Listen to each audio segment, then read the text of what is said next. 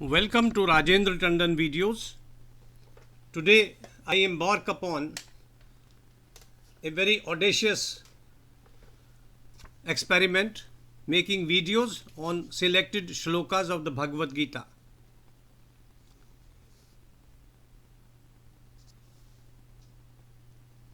The Bhagavad Gita, the Song of the Lord or the Song Celestial in the words of Sir Edwin Arnold, is a high water mark of religious and ethical thinking in the ancient India.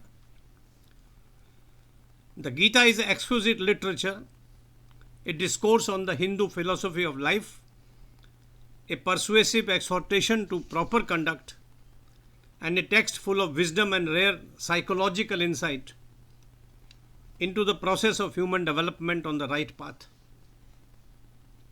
Today we take up the chapter 1. To place the Bhagavad Gita in its context, this poem of 700 stanzas divided into 18 chapters occurs in the great epic, the Mahabharata. The 5 Pandava brothers have been virtually compelled to go to the battlefield to claim their right against their cousins, the Kauravas. The battlefield is Kurukshetra, a place slightly more than 100 kilometers west of the modern Delhi. Of the 5 Pandava brothers, Arjuna is lucky in having Lord Krishna himself as his charioteer. On the battlefield, Arjuna faces not just the armies of the enemy but also his close relations, including his grandfather Bhishma and his teacher Dronacharya, who have assembled to fight on the side of the Kauravas.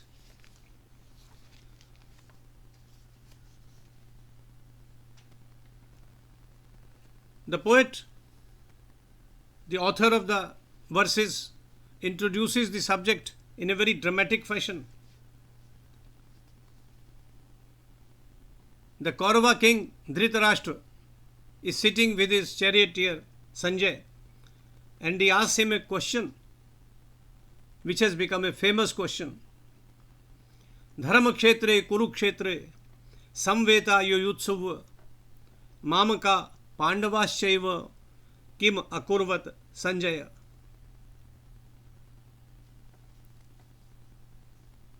O Sanjay,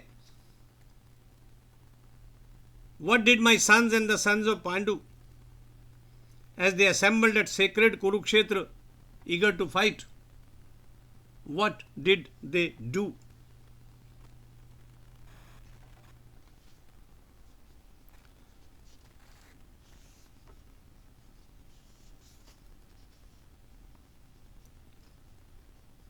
Sanjay describes the scene.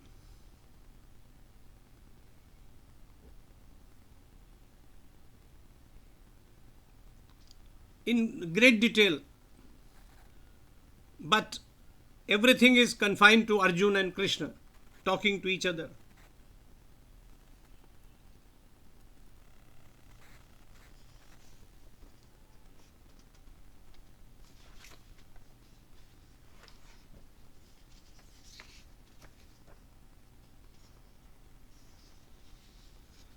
He says, Drishtva tu Pandavanikam vyudham Duryodhanah tada acharyam upsangamya raja vachanam abravit.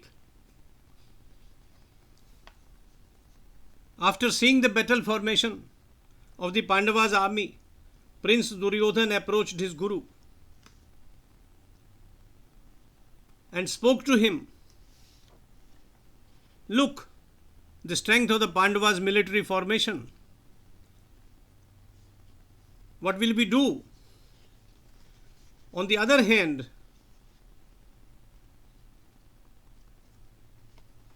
he says, our strength is immeasurable, guarded as it is by Bhishma, whereas their forces, guarded by Bhima, are limited. But the main problem comes with Arjuna himself.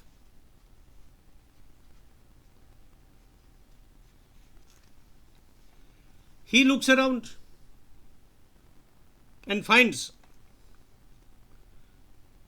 Both parties, fathers, grandfathers, teachers, maternal uncles, brothers, sons, grandsons, as well as friends.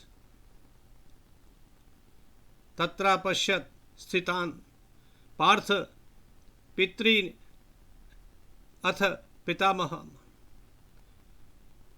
acharyam atulan bhratrin putran pautran sakhisthatha. Friends, in-laws, everybody is around to fight.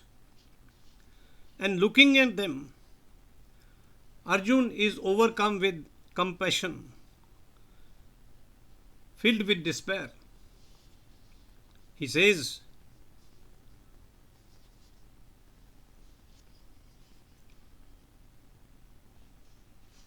Drishtvevam swajanam Krishna yuyutsam samupasthitam sidanti mam gatrani mukham cha parisushyati. These words as if they are written by a psychiatrist. Seeing my own relatives preparing to fight with one another, says Arjun, I am trembling. My limbs quiver. My mouth is dry. My hair is bristling. My bow, Gandiv, is slipping from my hands. My skin burns. Mark the description. It's a remarkable description. I am unable to keep my composure and feel as though I am losing my mind. And then he develops a complex. I do not see how any good can come from killing my relatives, O Krishna. I have no desire for victory, a kingdom, or the pleasure derived from attaining these things. Na cha shreyo anupashyami hatva swajanam ahave na kankshe vijayam Krishna na cha rajyam sukhani cha. I don't want this kingdom. His logic is impeccable. What are kingdom and happiness to us? When these people, our relations with whom we might have enjoyed being rulers, would all be destroyed. Teachers, fathers, sons, uncles, maternal uncles, fathers-in-law, grandson, brothers-in-law, other brethren, they would all be killed. I am not prepared to fight with the sons of Dhritarashtra, even for the sovereignty of the three worlds, much less an earthly kingdom.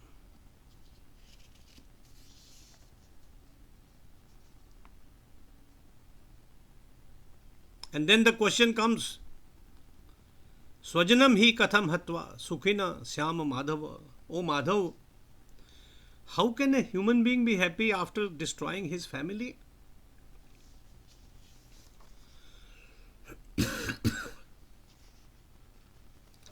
Greed has empowered their conscience. They don't want to give us even a meter of land.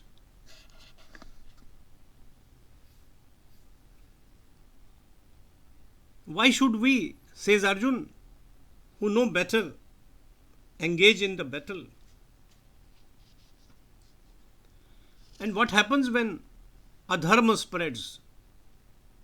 Men have died, women will go to other men, all sorts of children would be born. These are problems. And this part of Gita extols the virtues of family life, which is vital to a healthy society.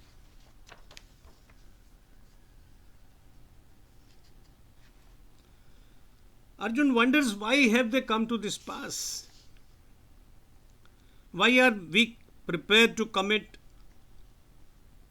an evil like killing our own kinsmen out of greed,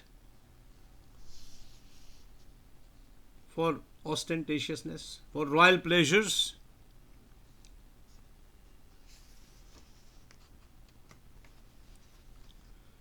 This dilemma of Arjun is the subject matter of the first chapter of Gita. There's a lot of logic. I'm not discussing it because that needs time to think, read. So better go to the original. But this will give you an idea of the opening of a great book.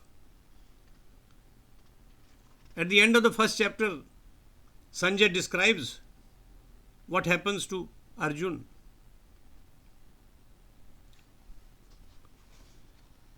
Eva muktva Arjunah sankhe rathopasthat upavishat visrijya sashram chapam shokam samvigna manasa.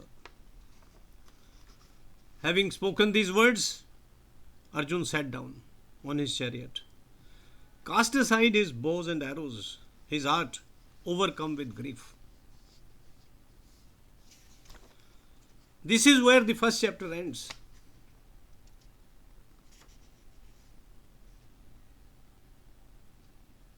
Krishna is not going to just keep quiet.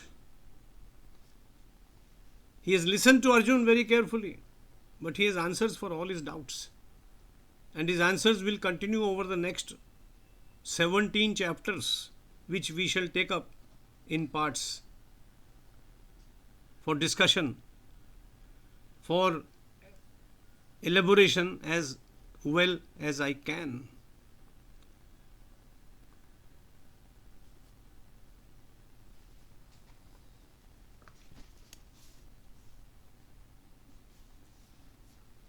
To repeat, the anguish of Arjuna is genuine because he believes that no good can ever come out of this war, says he in the translation done by Sir Edwin Arnold. What victory can bring delight, Govinda? What rich spoils could profit? What rule recompense? What span of life itself seems sweet, bought with such blood? Better to live on a beggar's bread with those we love alive than taste their blood in rich feasts spread and guiltily survive. I will not fight, says Arjuna, and looks to Krishna for guidance. Jai Sri Krishna, Jai Sri Krishna, Jai Sri Krishna.